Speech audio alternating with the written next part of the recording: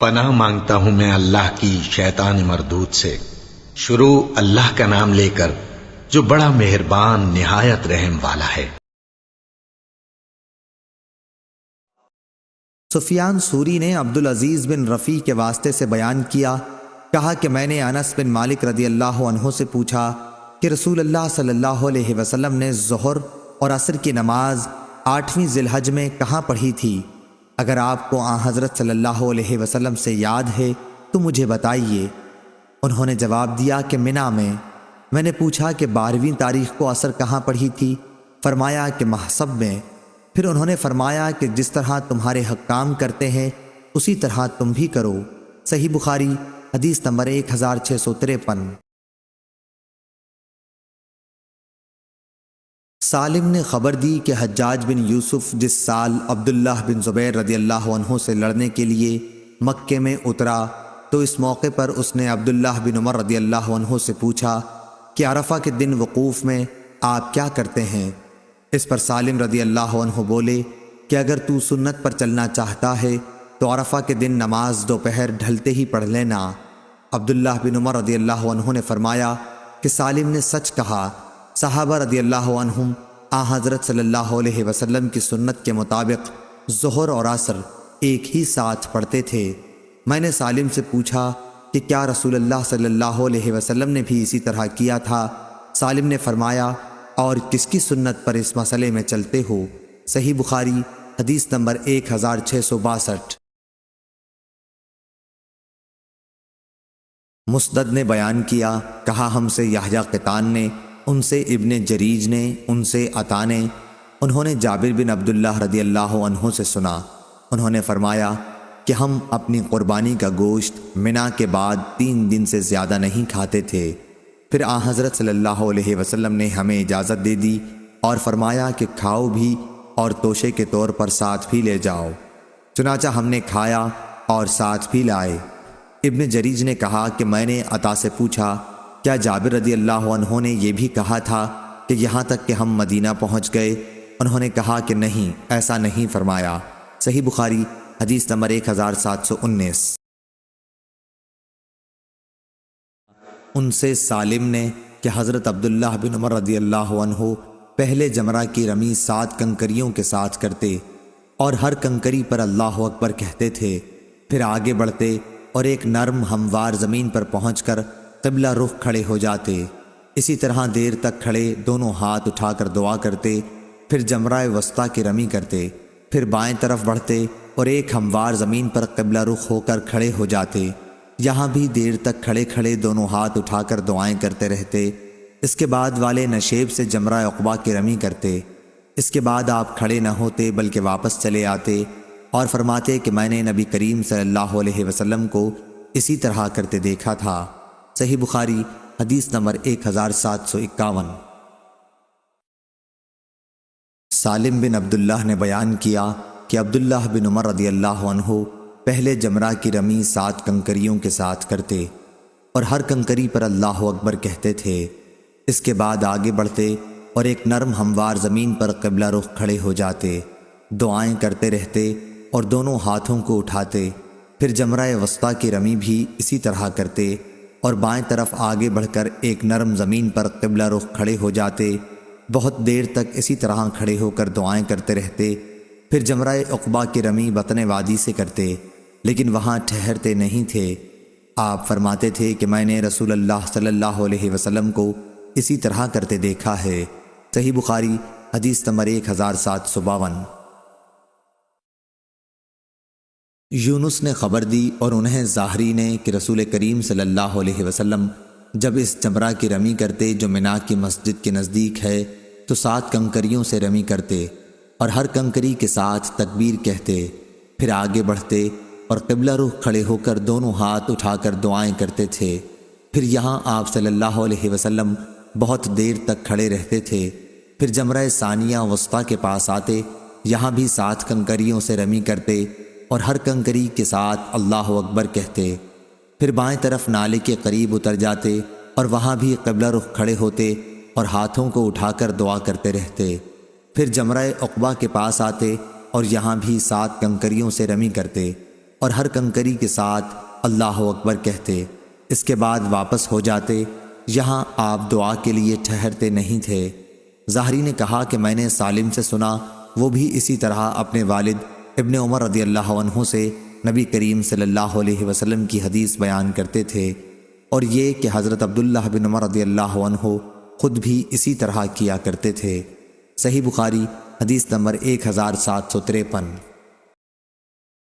عبد الرحمن بن قاسم نے بیان کیا کہ میں نے حضرت عائشہ رضی اللہ عنہا سے سنا، وہ فرماتی تھیں کہ میں نے خود اپنے ہاتھوں سے رسول اللہ صلی اللہ علیہ وسلم کے جب آپ صلی اللہ علیہ وسلم نے احرام باندھنا چاہا خوشبو لگائی تھی۔ اس طرح احرام کھولتے وقت بھی جب آپ صلی اللہ علیہ وسلم نے طواف الزیارہ سے پہلے احرام کھولنا چاہا تھا، آپ نے ہاتھ پھیلا کر خوشبو لگانے کی کیفیت بتائی۔ صحیح بخاری حدیث نمبر 1754۔ سفیان بن عینہ نے بیان کیا، ان سے ابن طاؤس نے، ان سے ان کے والد نے، اور ان سے ابن عباس رضی اللہ عنہ نے بیان کیا کہ لوگوں کو اس کا حکم تھا کہ ان کا آخری وقت بیت اللہ کے ساتھ ہو، یعنی طواف وداع کریں، البتہ حائضہ سے یہ معاف ہو گیا تھا۔ صحیح بخاری حدیث نمبر 1755۔ ابن وہب نے خبر دی، انہیں عمرو بن حارث نے، انہیں قتادہ نے، اور ان سے انس بن مالک رضی اللہ عنہ نے بیان کیا کہ نبی کریم صلی اللہ علیہ وسلم نے ظہر، عصر، مغرب اور عشاء پڑھی، پھر تھوڑی دیر محصب میں سو رہے، اس کے بعد سوار ہو کر بیت اللہ تشریف لے گئے اور وہاں طواف زیارہ عمرو بن حارث کے ساتھ کیا۔ صحیح بخاری حدیث نمبر 1756۔ امام مالک نے خبر دی، انہیں عبد الرحمن بن قاسم نے، انہیں ان کے والد نے، اور انہیں حضرت عائشہ رضی اللہ عنہا نے کہ نبی کریم صلی اللہ علیہ وسلم کی زوجہ مطہرہ صفیہ بنت حی رضی اللہ عنہا حجۃ الوداع کے موقع پر حائضہ ہو گئیں، تو میں نے اس کا ذکر حضرت صلی اللہ علیہ وسلم سے کیا۔ آپ صلی اللہ علیہ وسلم نے فرمایا کہ پھر تو یہ ہمیں روکیں گی۔ لوگوں نے کہا کہ انہوں نے طواف افاضہ کر لیا ہے، تو آپ صلی اللہ علیہ وسلم نے فرمایا کہ پھر کوئی فکر نہیں۔ صحیح بخاری حدیث نمبر 1757۔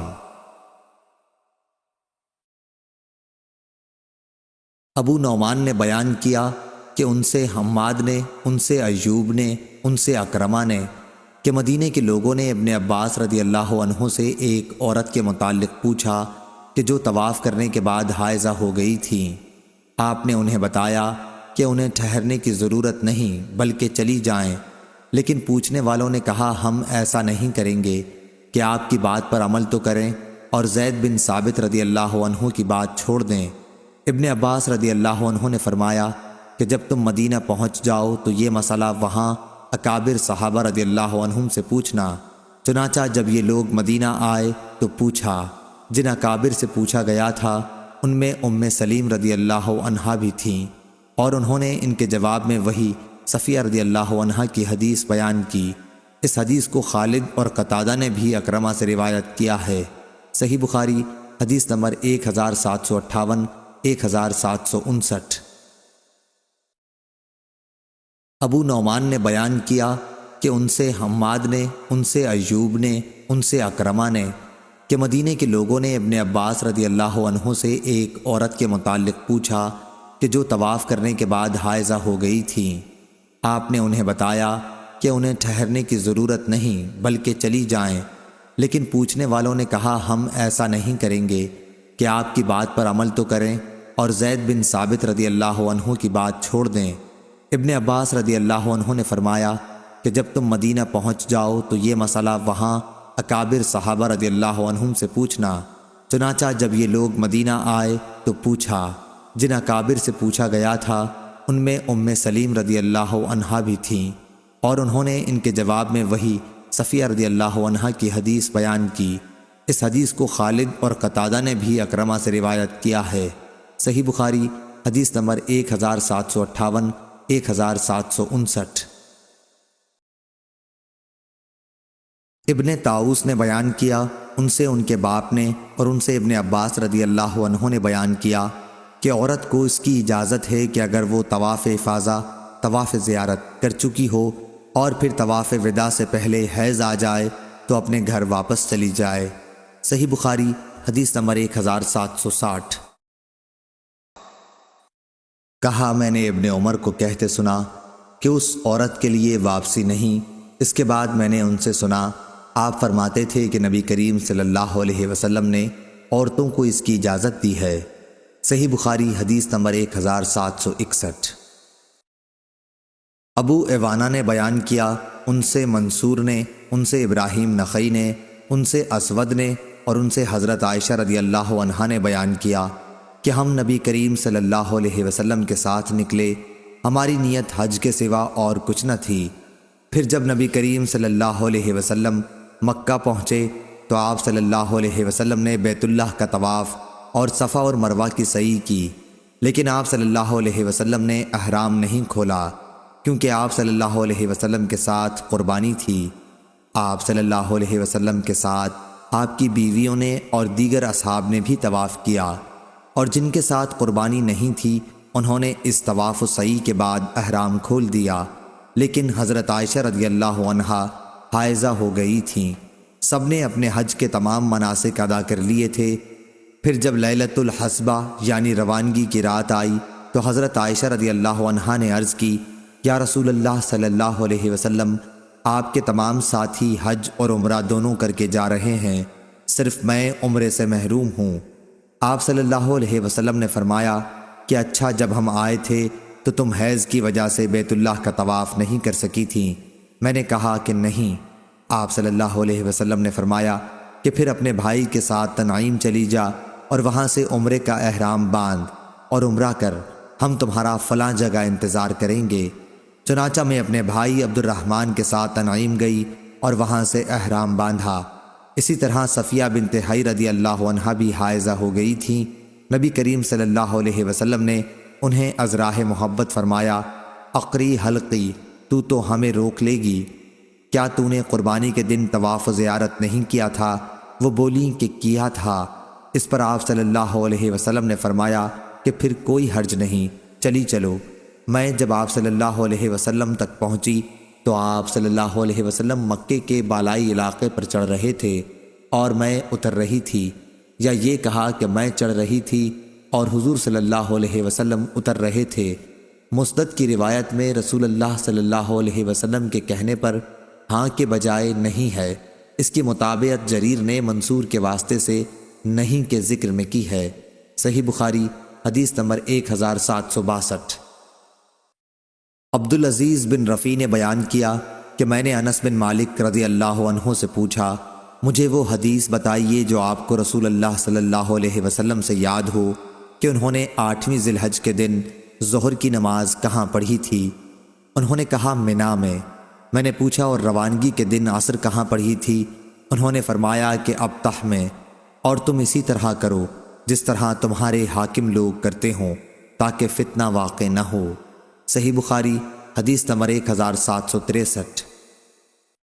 قتادہ نے بیان کیا اور ان سے انس بن مالک رضی اللہ عنہ نے بیان کیا کہ ظہر، عصر، مغرب، عشاء نبی کریم صلی اللہ علیہ وسلم نے پڑھی اور تھوڑی دیر کے لیے محصب میں سو رہے، پھر بیت اللہ کی طرف سوار ہو کر گئے اور طواف کیا۔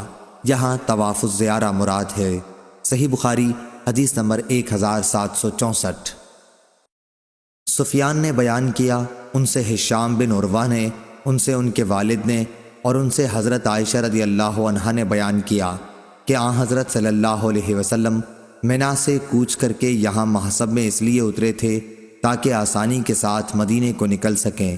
آپ کی مراد ابطح میں اترنے سے تھی۔ صحیح بخاری حدیث نمبر 1765۔ عمرو نے عطا بن ابی رباح سے بیان کیا اور ان سے ابن عباس رضی اللہ عنہ نے بیان کیا کہ محصب میں اترنا حج کی کوئی عبادت نہیں ہے، یہ تو صرف رسول اللہ صلی اللہ علیہ وسلم کے قیام کی جگہ تھی۔ صحیح بخاری حدیث نمبر 1766۔ موسیٰ بن عقبہ نے بیان کیا، ان سے نافع نے کہ حضرت عبداللہ بن عمر رضی اللہ عنہ مکہ جاتے وقت ذی طوا کی دونوں پہاڑیوں کے درمیان رات گزارتے تھے اور پھر اس پہاڑی سے ہو کر گزرتے جو مکے کے اوپر کی طرف ہے، اور جب مکے میں حج یا عمرے کا احرام باندھنے آتے تو اپنی اونٹنی مسجد کے دروازے پر لا کر بٹھاتے، پھر حجر اسود کے پاس آتے اور یہیں سے طواف شروع کرتے۔ طواف 7 چکروں میں ختم ہوتا، جس کے شروع میں رمل کرتے اور 4 میں معمول کے مطابق چلتے۔ طواف کے بعد 2 رکعت نماز پڑھتے، پھر ڈیرا پر واپس ہونے سے پہلے صفا اور مروہ کی دوڑ کرتے۔ جب حج یا عمرہ کر کے مدینہ واپس ہوتے تو ذوالحلیفہ کے میدان میں سواری بٹھاتے، جہاں نبی کریم صلی اللہ علیہ وسلم بھی مکے سے مدینہ واپس ہوتے ہوئے اپنی سواری بٹھایا کرتے تھے۔ صحیح بخاری حدیث نمبر 1767۔ خالد بن حارث نے بیان کیا، انہوں نے کہا کہ عبید اللہ سے محسب کے بارے میں پوچھا گیا تو انہوں نے نافع سے بیان کیا کہ رسول اللہ صلی اللہ علیہ وسلم اور حضرت عمر اور ابن عمر رضی اللہ عنہم نے محسب میں قیام فرمایا تھا۔ نافع سے روایت ہے کہ حضرت عبداللہ بن عمر رضی اللہ عنہ محسب میں ظہر اور عصر پڑھتے تھے۔ میرا خیال ہے کہ انہوں نے مغرب پڑھنے کا بھی ذکر کیا۔ خالد نے بیان کیا کہ عشاء میں مجھے کوئی شک نہیں، اس کے پڑھنے کا ذکر ضرور کیا، پھر تھوڑی دیر کے لیے وہاں سو رہتے۔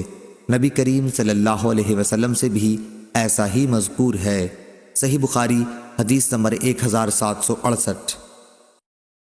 نافع نے بیان کیا کہ حضرت عبداللہ بن عمر رضی اللہ عنہ جب مدینے سے مکہ آتے تو ذی طوا میں رات گزارتے، اور جب صبح ہوتی تو مکہ میں داخل ہوتے۔ اسی طرح مکہ سے واپسی میں بھی ذی طوا سے گزرتے اور وہیں رات گزارتے، اور فرماتے کہ نبی کریم صلی اللہ علیہ وسلم بھی اسی طرح کرتے تھے۔ صحیح بخاری حدیث نمبر 1769۔ عمرو بن دینار نے بیان کیا اور ان سے حضرت عبداللہ بن عباس رضی اللہ عنہ نے بیان کیا کہ ذوالمجاز اور عکاظ عہد جاہلیت کے بازار تھے۔ جب اسلام آیا تو گویا لوگوں نے جاہلیت کے ان بازاروں میں خرید و فروخت کو برا خیال کیا۔ اس پر سورہ بقرہ کی یہ آیت نازل ہوئی، تمہارے لیے کوئی حرج نہیں اگر تم اپنے رب کے فضل کی تلاش کرو۔ یہ حج کے زمانے کے لیے تھا۔ صحیح بخاری حدیث نمبر 1770۔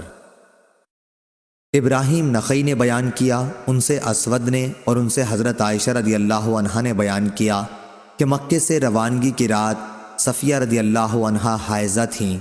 انہوں نے کہا کہ ایسا معلوم ہوتا ہے کہ میں ان لوگوں کے روکنے کا باعث بن جاؤں گی۔